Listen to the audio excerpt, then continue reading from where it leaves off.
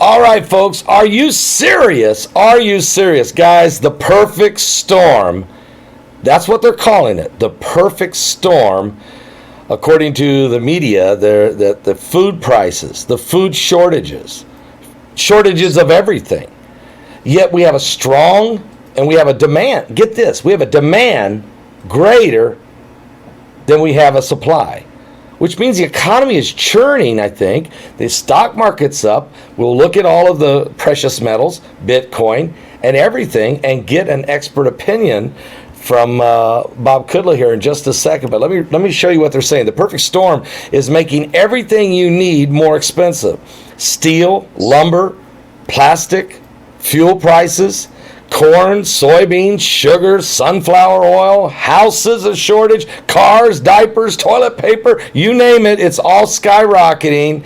And this what's called the post-pandemic recovery is in full swing, and the global economy is struggling to keep up. Good news is people have money and want to buy things. Bad news is can't get it. So what does this all mean for you that are trading in the stock market? And so to understand the big picture of all this, I think we gotta go right now to the expert, to the main man who I think can help us. That's Trade Genius Academy, Bob Kudla. Bob, how you doing? I'm doing great, Paul. How you doing? Doing good. Feeling great. Doing good. Yeah. So I heard your opening monologue, and the issue is one of the there's a whole series of policy errors on the part of our elite, the ones that know everything. They, we've had these lockdowns that just have destroyed the supply chains around the world, number one. Number two, they also have created these disincentives for people to work by these extremely generous employment compensation packages for staying at home. So we don't have the materials, we don't have the infrastructure, and we don't have the people to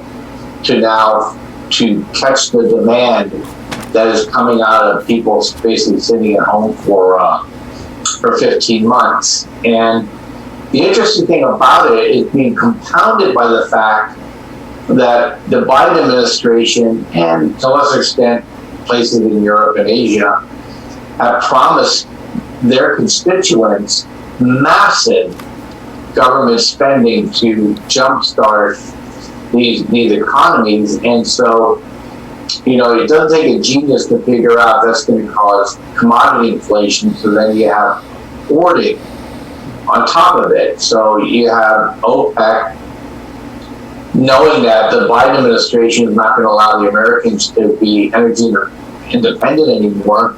So they're slow to bring production back on, so the price of oil and energy skyrocketed, right? Yep. Number two is the Chinese know that if I pull back on the shipping containers, ship themselves, we can get a lot more for those trans-Pacific, movements of the shipping container.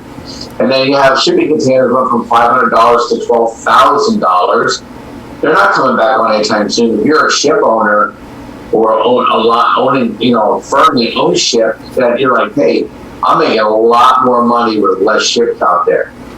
And then you have companies that are finding out that we can run more efficiently now, work from home, or work with less, and so they're not in the mood to bring things back. And then you have like Taiwan, is the most concentrated base of manufacturing in the world for chips that go into nearly everything. Yep, the chips. And it's causing massive problems in the auto industry and in basically the electronics industry. So we have a situation where we could have came out of this thing roaring, but what's happening now is where the demand is actually starting to tail off, Paul, because remember, where did this money come from? It came from stimulus checks. Yep.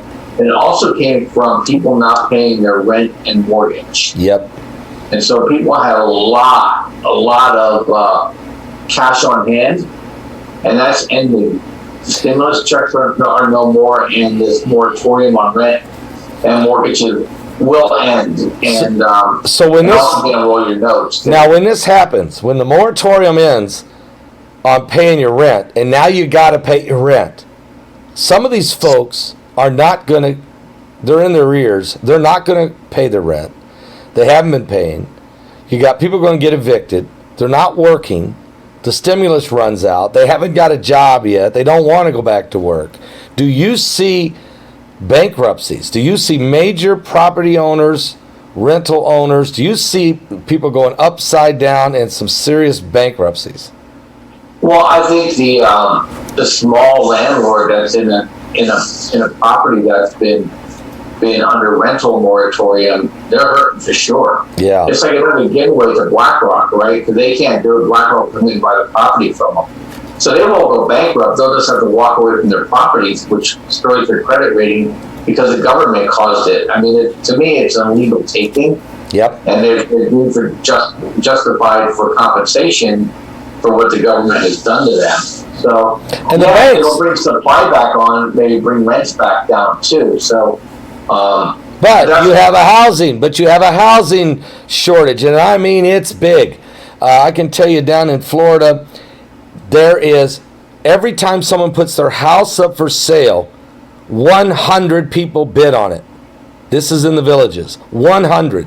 So this housing shortage is going to affect the rental properties, because if you can't buy a house, then you got to go rent. So don't you see that being another? And oh, by the way, the reason they're not building houses, lumber prices have went so high, guys don't even know how to bid you the price to build a house. Right, they can't plan into the future. Right. It's a big problem, and part of that was also COVID related. So you have people working from home, and they're like, let's try somewhere else to live while we're working from home. Like in California, people up in the Bay Area went down and started renting Airbnbs down in the Central Coast. Well, if they've come to find out this is a lot nicer than San Francisco and cheaper, well, guess what? They just wiped out all those homes. Then the people that are in the Central Coast that want to move into a home there, they're not going to move to San Francisco for the home, even if it's the same price, because it's hard to live. And it's the same thing in Florida. You got people moving out, you got in-migration, and it's pricing people out of these markets. So I don't know the answer to that. I don't think interest rates going up is going to solve it. I think there's been a permanent change to where people live. And you're going to be talking places like Manhattan and Brooklyn, and the people are just going to be gone. They're not coming back. No. Why would you? No. But we got basically the four horsemen of the economic apocalypse moving here right now. So we have high housing costs, we have high energy costs, we have high health costs, and we have high food costs. And I don't know how people, if they're not making more money and their access to credit can only take them so far. And so it's problematic. What a great statement. The four horsemen of the economic apocalypse: the housing market, the energy market, the health market, and the food market. It couldn't get any worse. I mean, it's the perfect storm. It is. It's the four horsemen of the economy apocalypse. So listen to this, Paul, and none of it can be controlled by the policymakers. So bear with me. So food is really now a function of climate. Okay. Yep. And and when I mean by climate, we're in global solar minimum. So you're starting to see the effects of that solar minimum now onto the markets. So that's not changing. China is in big trouble, and so they're stuck in any excess out of the world. So that's going to keep prices high. I don't care how high interest rates go. You have to eat. The housing market we just talked about, I think it's a political situation because of the migration. The government caused people to leave the cities, which is opposite, ironically, of Agenda 2030, whatever. They're not going to get people back in the city anytime soon. Healthcare is a function of demographics, right? Yeah. So that's not going to change because of changes in interest rates. And what's the other one? Energy. Energy is a function of stupid government policy. So and that's not going to change. First of all, you can't change their stupidity, and number two, they're partisan. They're not going to change their agenda. They're going to let you suffer. So higher interest rates aren't going to change the energy costs. So they permanently baked in inflation into the system, and we're right back to the 70s once again. I said before, and I hate to say it, but I knew that if Biden was elected, that he would take us down the path of the Jimmy Carter days. And if you look at his agenda, it's almost identical. He's doing the exact same things. He's going to blame it all on the pandemic. But it's the policies that are help driving us into this mess. And then throw in the fact that the immigration and the appeasement and everything else that's going on, we're in a jam. Let me ask you a question, Bob. Bob Kudla's with us, folks. TradeGeniusAcademy.com. That's TradeGeniusAcademy.com. Now, you can pick up the phone, find out about this the great program he has. Okay, it's a great program. You can call him at 1-800-949-1408. That's 1-800-949-1408, and find out about the summer savings specials that he's using right now. We'll tell you about those in a moment. Bob, let me ask you a question. So now that we see that this is not going to get solved anytime soon, we're going to get substitute meat, fake meat. We're going to have to eat sticks and weeds, dandelions. Is this what's going to happen? And what's that mean for the stock market? I mean, the futures. Here's what I can't figure out. They're buying futures on oil, expecting to go to $100 a barrel. Yet we got ships setting in the ocean in Europe that nobody wants because Europe is still on lockdown. So that means they're not using the fuel that they were. I mean, how does this all work? Well, the economics of the oil industry is that the way the futures contract works, sometimes it pays them to keep it off the market, because the cost of holding the oil on the boat is cheaper than what they can make on the futures contract. So they play this game between two contracts into the future. So sometimes it pays them just to keep it on the barge, and then they release it. So, but the problem with it is Europe will come out of their lockdowns. They have to. They're going to go bankrupt, and so whatever game they're playing is going to have to end. But the rest of the world is coming out. And so demand is way up for gasoline, demand is way up for oil, but production is not nearly keeping up with it. So that's kind of by design in some ways.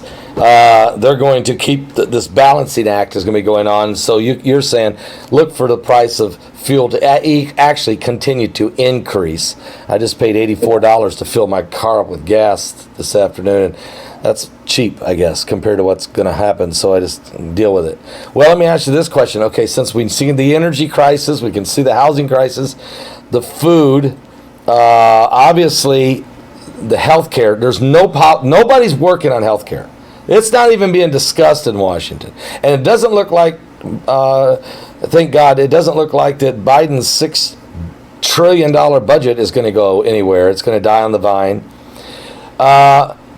Kamala went to Guatemala and says, don't come, and then went to Mexico and signed a deal to start paying Mexico $2.8 billion a year to use their army to block the border, which is what Trump was doing.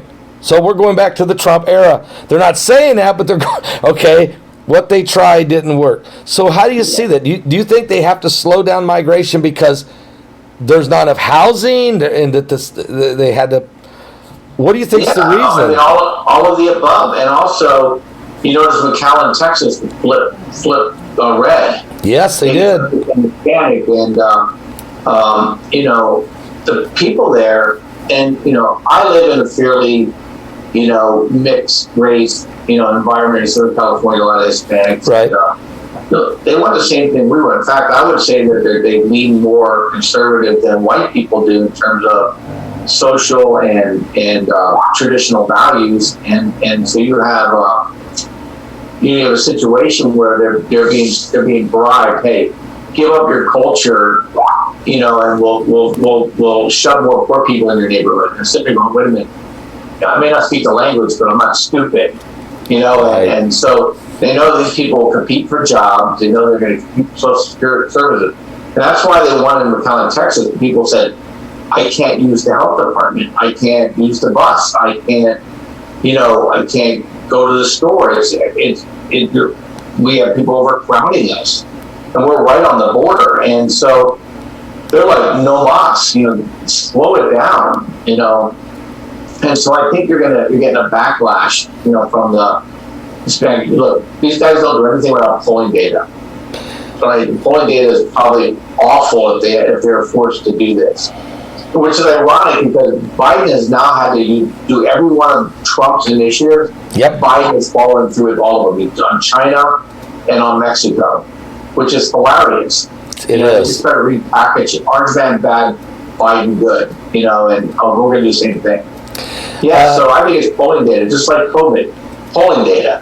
They realize people are like, they're done with the lockdown. They're not stupid. They can see Fauci all over the place. They feel Fauci's compromised, right? And we want to get on with our life, and so all that they did a big quick flip. Now it's the Wuhan lab, remember? Yep. Trump said it, Wuhan bad, They say it, okay, it's good now. Yeah. So I think Trump should just do a campaign saying, they're doing everything I was doing, so why don't you just bring me back? They are. They're actually doing everything that he was doing, and because their policy will not work. It's disastrous. Matter of fact, the Latino community big time swinging to the Republican side. I mean, like you saw in Texas, but it is swinging nationally. Ron DeSantis more and more and more looks like a potential candidate for 2024. But at the end of the day, it looks like, and because of that the Hispanic community is swinging red, well, then the Democrats are starting to think about maybe we should shut down the border because obviously we thought we were going to bring in a bunch of Democrat voters, but look like we've actually brought in Republican voters because our policies don't work. I don't know when they'll figure it out, if they'll ever figure it out, that liberalism is ludicrous. Okay, let me ask you a question.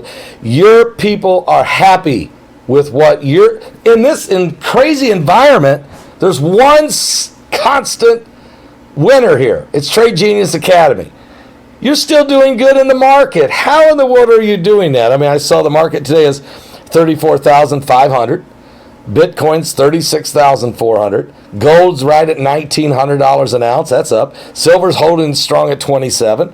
So, Bob, how are you doing this? How are you managing all of these crazy price fluctuations and the four horsemen of the economic apocalypse galloping? How are you keeping it afloat? Yeah, I mean, our system is pretty straightforward. We built a couple very effective algorithms and indicators that get us in the right sectors, and then when the right sectors get us in the right stocks. And so we've been feasting of late in the commodities area, and lately energy, because that seems to be the one that's going to have the strongest legs moving forward. You can, copper starting to slow down, silver and gold they can kind of manipulate. We've had big moves already in fertilizer.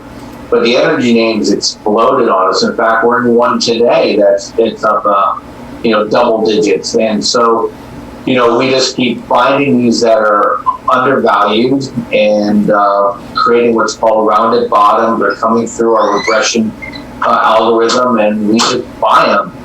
And once we buy them, then the system is watching for them to take off, and then we take profit. But I mean, it's one thing after the other. And then the other thing we've been in and out of is a lot of cybersecurity stocks because of all the basically the negligence of corporate America to harden their data centers. And in fact, we're still in the one trade we got in the day we had these the meat the whatever the JV meats whatever, and then we got into it again yesterday, and it's up another 9%. Because every day there's some sort of cybersecurity threat.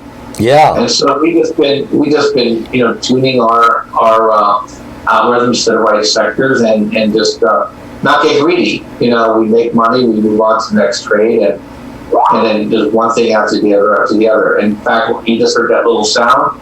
That was one of my customers just said boom on one of our energy stocks. That's it. So it's just, that's what has been working for us. And, let's show some of these attaboys, Brock. Up here, these are actually the responses that are coming to Bob. And as you heard, Bob just had another one. Boom. And we're putting it on the screen right there. People are looking at these. You can see that they're making money, and these are folks that took your program. They bought your program. They learned. They got it's not just you learn. You get the tools to operate it.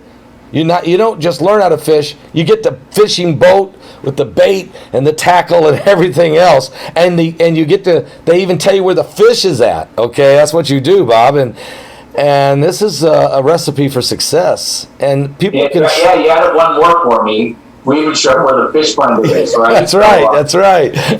So it's a really comprehensive program, and we'll teach you how to use the system.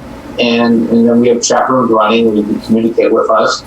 And then also, we put trades out every day too. So not everybody wants to be independent, and some people want to learn and then do their thing, and other people want to learn and lean, and other people just want to lean. And we're okay with any of those. So you just trade what we're trading and come along for the ride and do well. And one thing, just let people know, it doesn't matter if you have a small account or a large account, you can start trading. And even if you're experienced, we have a lot of very experienced traders come and join us, especially the VIP room, which limited the amount of people we have in there, where you can actually talk like you and I are talking to each other. And there's a lot more camaraderie and supporting of each other, even beyond trading. We actually helped somebody today, help find a friend who got lost, and our group went ahead and told them ways in which they can contact authorities. So it's just a really good community, good people, no trolling, and it's works out well. And the pricing we charge is very, very reasonable. We put specials together, Paul, as we always do for your listeners. So 7 bundles, 65% off. I'm doing that. And then you can also use the promo code SUMMER40, 40% off anything that's not bundled. But take advantage of my Saturday. But yeah, and look, the nice thing about what trading is that there's always a bull market. So when this part of the whatever's happening plays itself out, we're just going to move on to the next fishing ground, if you will, keeping the metaphor alive. Yep. And funny, we wrote a marketing campaign many years ago. We called ourselves Seagulls, because we let the big fish bring our trades up to the surface. We feast, and then we move on to the next fish boil. So you don't have to be early. You don't have to chase the Momo stuff. You don't have to chase the meme stuff. You don't have to chase the penny stock. You make a lot of money just trading regular stocks. We talk crypto. We're cryptos too. Yeah, crypto, and of course we'll talk about Bitcoin here in a second. I threw at you last month Zion Oil and Gas. I don't know if you had a chance to check into them. That just won because 2 years ago I told people, look out, that thing's going to explode, and then it dove. It shows you that I didn't know what I was doing, but maybe I did. Maybe it's going to make its comeback. Do you have anything on it? I'm going to look at it right now for you. Okay. It's still bouncing around, my friend. It needs a miracle. It needs a miracle. Well, maybe it will get one. We'll keep an eye on it. And ask about AMC. What about AMC? What about AOC? Yeah. AMC. Excuse me, AMC. AMC stock is taking off. Can you tell us about what's going on there, and should people invest? So AMC is one of these things called a short squeeze candidate. And what happened is that the people who've been shorting the stocks got themselves, just like GameStop, they got themselves over their skis, and they shorted more than there was available shares to recover. So once that was figured out by the market started to squeeze the price higher, meaning those people who were short had to then try to buy back their shares or buy options to protect themselves.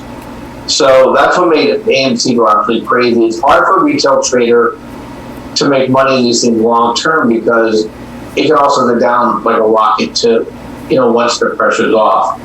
But looking at AMC stock here, there's a good chance this thing can get to 100. So wow. We don't trade it because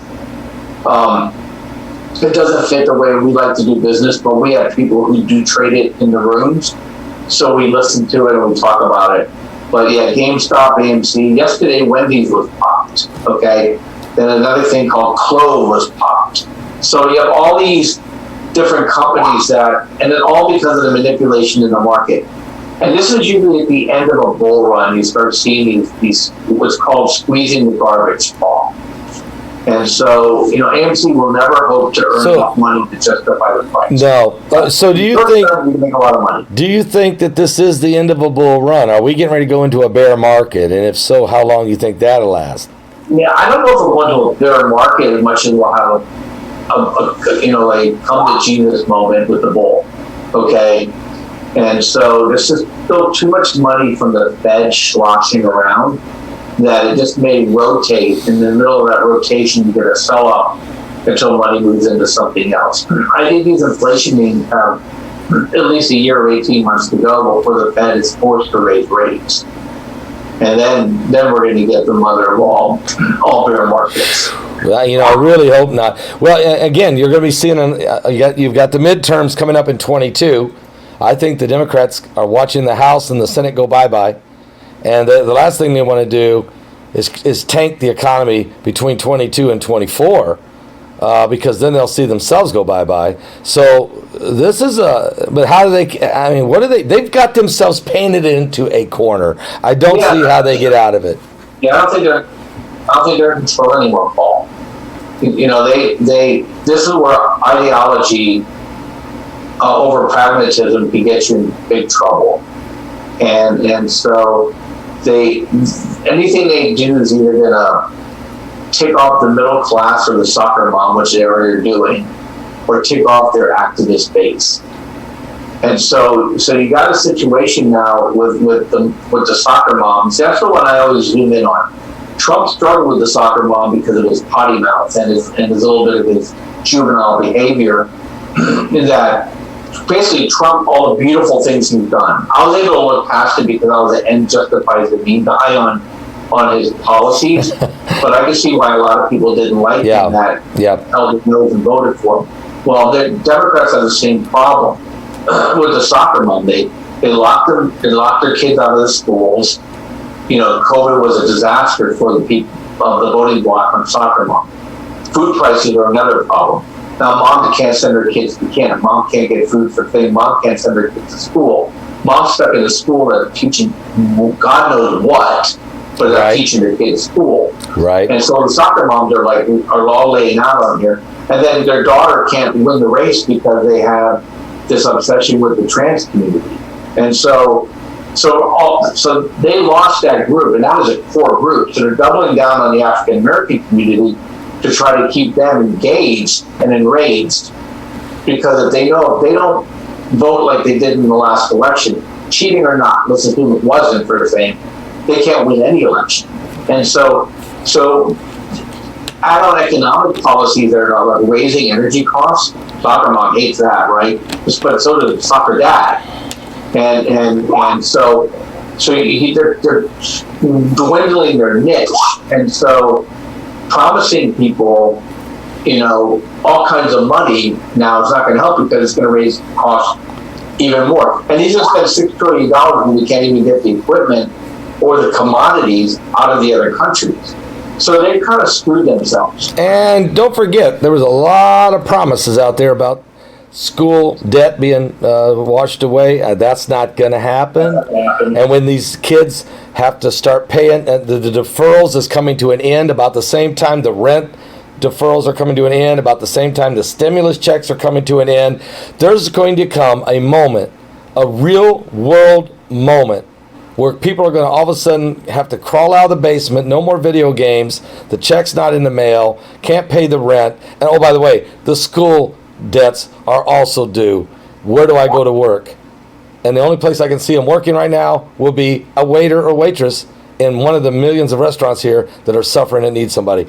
If not, so this is the honest truth. This is exactly the setup here. The gig is up. It's going to get ugly.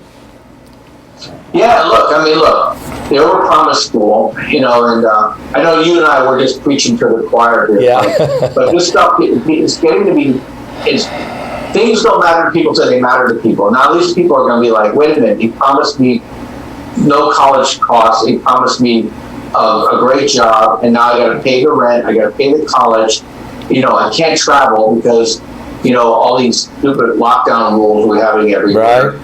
And I can't get a job that I want, so there's going to be a lot of very angry people out there, and they can't hang it on Trump anymore. Somebody just said they lost their boogeyman.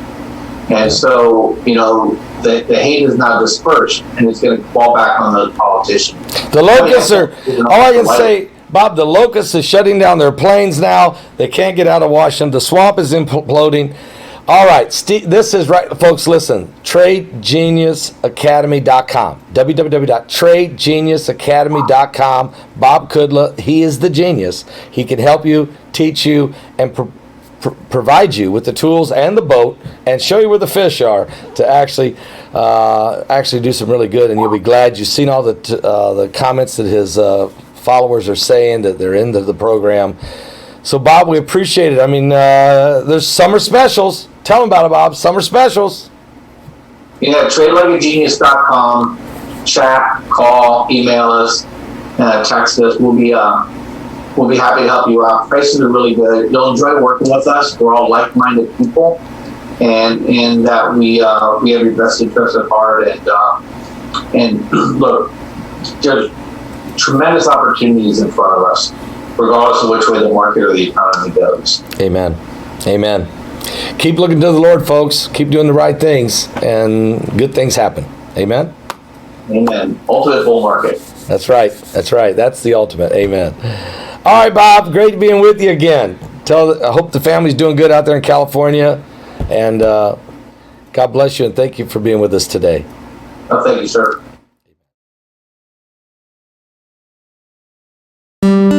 The latest in groundbreaking events from Paul Begley Prophecy Ministries is on its way. August 6th and 7th, Aliens, Angels, and Demons, the webinar. Featuring a lineup of experts and theologians to explain world events and prophecy, including Paul Begley, William Henry, L.A. Marzulli, Steve Quayle, Laura Eisenhower, Rex Bear, and more. Tickets are available now at paulbegleyprophecy.com.